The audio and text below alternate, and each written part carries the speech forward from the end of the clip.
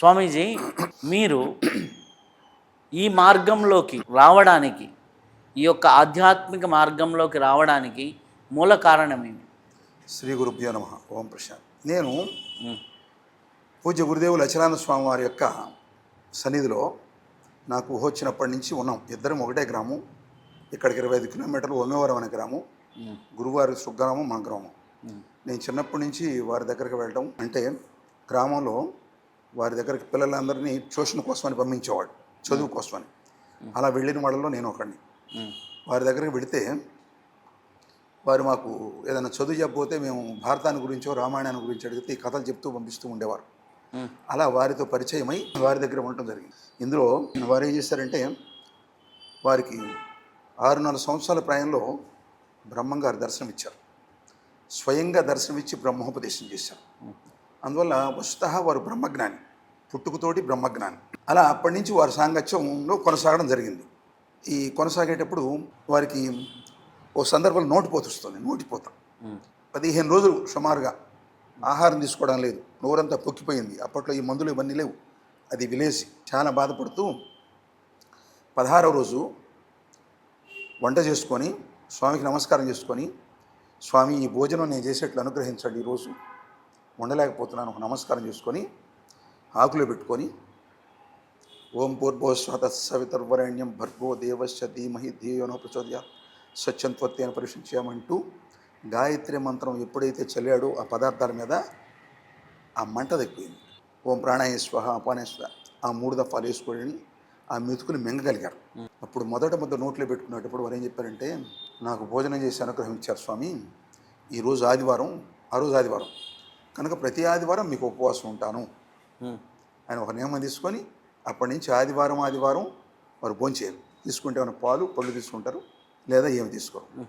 అప్పటి నుంచి వారి శిష్యులు అయినటువంటి మేము కూడా అందరమీ ఈ రోజు వరకు శిష్య పరంపర అంతా ఆదివారం ఉపవాసాలు ఉంటూ వచ్చాం. అలా వారితో మాకు పరిచయం.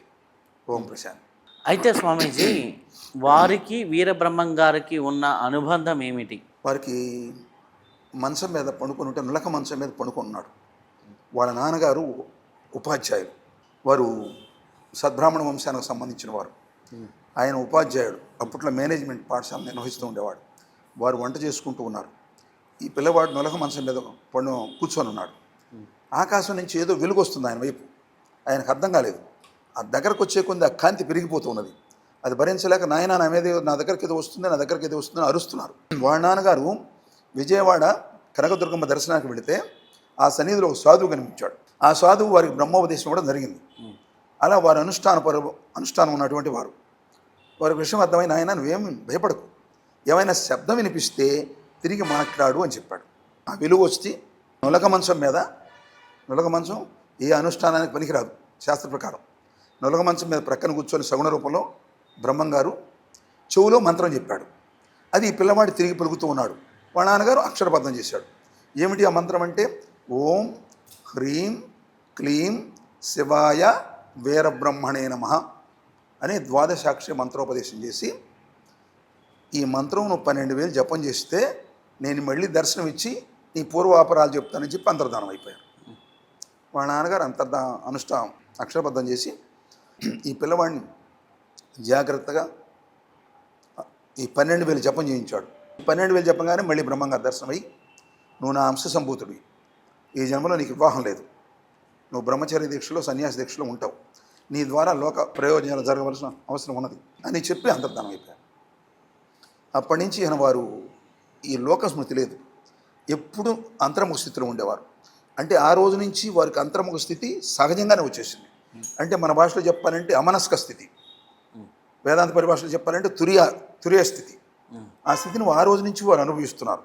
అలా అనుభవిస్తూ సాధన చేస్తూ వారికి ఏదైనా చిన్న కష్టం వచ్చినా, వారి దగ్గరికి ఎవరైనా వచ్చేది అడిగినా ఆయన బ్రహ్మంగారిని అడుగుతారు. మనమిద్దరం మాట్లాడుకున్నట్లే వారు బ్రహ్మంగారు వారితో మాట్లాడి సమాధానం చెప్పేవారు. అలా గురువుగారు బ్రహ్మంగారు భక్తులు కావడానికి ఆ బ్రహ్మంగారు కనిపించి బ్రహ్మోపదేశం చేయటం అనే పునాది, బ్రహ్మంగారు అంశంబోధుడు చెప్పడం.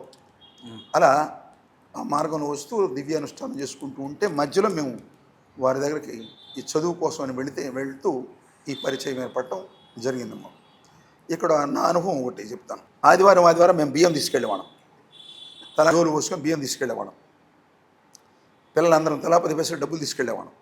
ఈ 10 పైసలు పెట్టి ఇవన్నీ 10 పైసలు కలిపి బెల్లం తీసుకొచ్చేవారు. ఇవన్నీ పెట్టి పాలు ఊళ్ళో వాళ్ళు ఎవరైనా ఇచ్చేవాడు. ఆ రోజుల్లో పొంగలు పెట్టేవాడు. ఈ పొంగలు పెట్టి మాకు చుట్టుపక్కల వాళ్ళందరికీ పంచేవాడు. ఒకరోజు ఏమన్నానంటే, బ్రహ్మంగారికి పొంగలు పెడుతున్నారు కదా, మీకు బ్రహ్మంగారిని చూపిస్తాను అని చెప్పాడు. పాపం వారేమనుకున్నారు, వారికి కనపడుతున్నారు కాబట్టి మాకు కూడా కనపడతారు. ఓ రోజు మధ్యాహ్నం 12 గంటలకి మిట్ట నడినేపిన సూర్యుడు ఉన్నప్పుడు ఆ సూర్యుడు బ్రహ్మంగారిని చూడండి అని చెప్పాడు. ఒక పిల్లవాడు ఎవరో నాకు కనపడ్డాడు అన్నారు. మిగతా వాళ్ళంతా నాకు కనపడి వెళ్ళిపోయారు. నాకు కనిపించలా. నేను ఎక్కడ కూర్చున్నాను. ఏంటి కూర్చున్నావు అన్నాడు. పలకలేదు. నీకు బ్రహ్మంగారు కనిపించలేదా అన్నాడు. కనిపించలేదను. నువ్వు పోకిరి వాడివి, పిల్లల్ని కొడతావు, అల్లరి చిల్లర చేస్తుంటావు, నీకు ఎలా బ్రహ్మంగారు కనిపిస్తారని చెప్పి. అయితే అల్లరి పనులు చేయకపోతే కనిపిస్తాడా అని అడిగాను. కనిపిస్తాడన్నాడు. ఇంటికి వెళ్ళడం, పడుకున్నాను. బ్రహ్మంగారు నామం చేసుకుంటూ పడుకున్నాను. వేకోజాని 3 గంటలకు మెలకు వచ్చేసింది. స్నానం చేసి వచ్చి వారి దగ్గర కూర్చున్నాను. వారి పనులంతా అయిపోయి, పిల్లలు వచ్చేసి ట్యూషన్ అయిపోయి అంతా వెళ్ళిపోయిన తర్వాత నేను కూర్చున్నాను. అడిగాడు గురుగారు, నేను ఎవరికి ఆటలకు వెళ్ళలేదు, ఎవరు కొట్టలేదు, ఎవరి జోలికి వెళ్ళలేదు. అయితే చూడమన్నాడు. మిట్ట మధ్యాహ్నం 12 గంటలకు సూర్యుడు చూపిస్తే సూర్యుడు నాకు బ్రహ్మంగారు దర్శనం అయ్యారు. ఇందులో నాకు బ్రహ్మంగారు దర్శనం కావడానికి ఏ పాటి అర్హత లేదు ఆ రోజు వరకు. నేను అలచల్ల పనులు చేస్తూ ఉండేవాడిని, చిన్న వయసు సంబంధించిన పనులను చేస్తూ ఉండేవాడిని. వారి తపోశక్తితో నాకు బ్రహ్మంగారు దర్శనం ఇప్పించాడు. శ్రీకృష్ణ భగవానుడు ఆయన యొక్క దివ్యత్వం చేత అర్జునుడికి భగవద్గీత అనే సామర్థ్యాన్ని ప్రసాదించి ఆయన ద్వారా మనకు భగవద్గీతను ఎలా సమాజానికి అందించారో అలా అచలానంద స్వామి నాకు ఆ దివ్య దర్శనం ఇప్పించారు. ఆ రోజు నుంచి నా జీవితంలో పెద్ద మార్పు వచ్చేసింది. అక్కడ నుండి నేను సాధన చేసుకోవడం, వారికి అనుష్ఠానం చేయటం, వారి దగ్గరే ఉండటం, అన్ని పనులు మానేసుకోవటం, ఈ విధంగా నా జీవితంగా మనం వారితో మమేకమై నడిచింది. ఈ అచల సిద్ధాంతం అనేది ఈరోజు ప్రాముఖ్యంలోకి వచ్చింది కదా. ఈ అచల సిద్ధాంతం అనేది ఎలా ప్రారంభమైంది? ఈ అచల సిద్ధాంతం అనేటువంటిది బ్రహ్మంగారితో బాగా ప్రాచుర్యం వచ్చినటువంటి విషయం. పోకల శేషాచలం గారిని అచల సిద్ధాంతాన్ని గురించి కొన్ని గ్రంథాలు రాశారు. జనానికి అందుబాటులోకి రావడం జరిగింది. హనుమనిగిరి పీఠం అచల సిద్ధాంతానికి సంబంధించిన పీఠం. ఎక్కడుందండి ఇది? హనుమనిగిరి కనిగిరి పక్కన ఉంటుంది. కనిగిరి మీ కనిగిరి పక్కనే ఉంది. హనుమనిగిరి అని పొద్దున్న నుంచి కనిగిరి వెళ్ళే దారిలోనే ఉంటుంది. అక్కడ అచలపీఠం ఉంది. అది మూలపీఠమా? ఇప్పుడున్న పీఠాల్లో పెద్ద పీఠం. హైదరాబాద్లో అచలపీఠాలు ఉన్నాయి. అచలపీఠాలు చాలాసార్లు ఉన్నాయి. తెలంగాణలో అచలపీఠాలు ఎక్కువ ఉన్నాయి. ఆంధ్రప్రదేశ్లో అచల ప్రచారం పెద్ద లేదు. తెలంగాణలో బాగా ఉన్నది.